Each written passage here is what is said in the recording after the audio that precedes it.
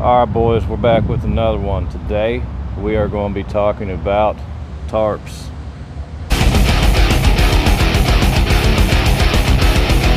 So if you do flatbedding, you know that tarps are kind of a nightmare. They're probably like the third biggest nightmare in flatbedding. You know, right behind DOT. You got a lot of violations, man. And backing up. Look at that. Look at that. Oh! Oh! Oh! Oh, no. But on today's video, we're going to be showing you how to repair these when they get a hole in them, because they will, inevitably. You can't help it. And also, we're going to show you how to roll them up, at least the way I do it. There's about, I don't know, 78 different ways of rolling them up, but this is the way I do it.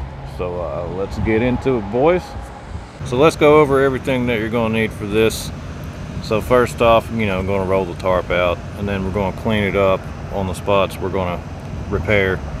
And you know, we'll get all the dirt and crap off with this Purple Power, and then use this rubbing alcohol to kind of get all the you know, dry it up, get all the oil and stuff out of it to where this sticks. I'm just going to lay this out here to kind of let it heat up in the sun. You got to do this on a sunny day. Of course, paper towels, scissors to cut this with, and then I don't know if we're going to need a heat gun or not, but we'll see. Probably not. I mean, hell, it's hot enough out here. This stuff will just stick on its own and just peel and stick. You know, the 8-foot tarps, they have the most tears on them because the material's thinner than the 4-foot tarps. You know, they both have some spots on them. You can see right here, need to be repaired. So before I get started on this, I gotta make one thing clear, guys. The tape I'm using, it's just, you peel and stick, no glue. The best kind of tarp repair you want to use will be the kind that glues on there. It'll just have a patch, and then you just cut it to your size, and then you just glue it on there with vinyl glue. I just happen to not have it because I got this stuff way back when I first started flatbedding, and you know, I didn't really know any better, but it does work. From what I've seen on the videos on here, the glue kind works better, and that would make sense. But the adhesive kind would be something good to have on you if you were in a hurry. As far as the glue kind, you know, it's something you could do on a weekend whenever you just don't have anything else to do and you want to maybe fix up some of the holes in your tarps. But I'm sure some people will tell me I'm doing it wrong and will give me a big old thumbs down. But you know, that's alright. I can't please everybody. So we started with the 4-foot tarp, and as you can see, it's actually in pretty good shape. The worst spots are up here at the front. And you can see right here, right there, that's a patch that I put on probably, golly, at least 4 years ago. Still holding up good, boys.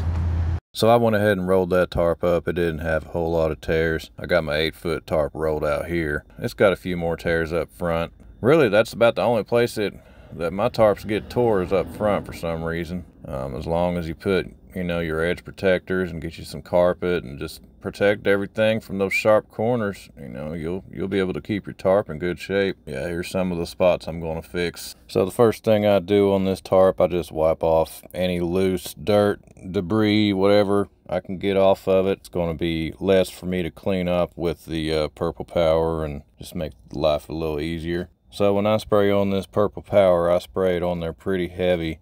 And of course, immediately I'll start wiping it down. And man, you got to change out, or at least in my case, I had to change out paper towels quite a bit because the tarps are just filthy. And you just got to scrub and scrub until you can get it as clean as you can. And once you get that dirt and grime off of there, you can pour on this rubbing alcohol. And you got to wipe it up pretty quick because it dries so fast. Once you got that all wiped off, you know, your tarp will be nice and dry, be ready for the adhesive. Alright, now it's time to put the patch on here. I just kind of like to flatten out the area before I put it on there, and then kind of size everything up. You can kind of just eyeball everything. I like to leave at least, you know, 1.5 inches around the tear. Hell, you could probably get away with 1 inch. You know, if you go any more than that, you're just going to use up your material real quick. And, you know, I just cut it right here, cut it into a square. And then this is a key element right here, boys. You want to round off the corners, and that'll make it to where it doesn't peel up so easily. If you have real sharp 90-degree corners on that patch, it peels up really easily. So now it's time to put on the patch. Just peel it off of there and stick it on there, and I just smash it on there with my hand and then kind of step on it with my foot. You can also use a roller wheel. I'll put a picture right here and a link in the description. Well, y'all thought I was done. Well, I'm not done just yet. We gotta put a patch on the other side too, boys. I knew I would get lit up if I didn't patch the other side. It's already bad enough I'm using the stick-on kind. So I just sped up the video on this one. You know, it took about 10 minutes to do the other side. You know, if you run out of material, if you don't have a whole lot of material, you know, you can just do one side. And if you only do one side, I would suggest doing the inside portion of the tarp, because when stuff is going to protrude out on that tarp, it can push on a patch that's on the inside of the tarp and it'll still stick to it. But if it's going to push on a patch on the outside of the tarp, you know, it might push it off of there. But I ran out of material in this video, so I will definitely buy the glue-on kind and make a video and tell you how that went. Then once I was done with that, I just did my stomp dance, called it good. And you know, you can use that roller too, but I don't know. I don't really think it's necessary. All right, so now we're going to roll up our tarps, and I'm going to use my 4-footers for this one. Before I show y'all how to do this, I just want to say,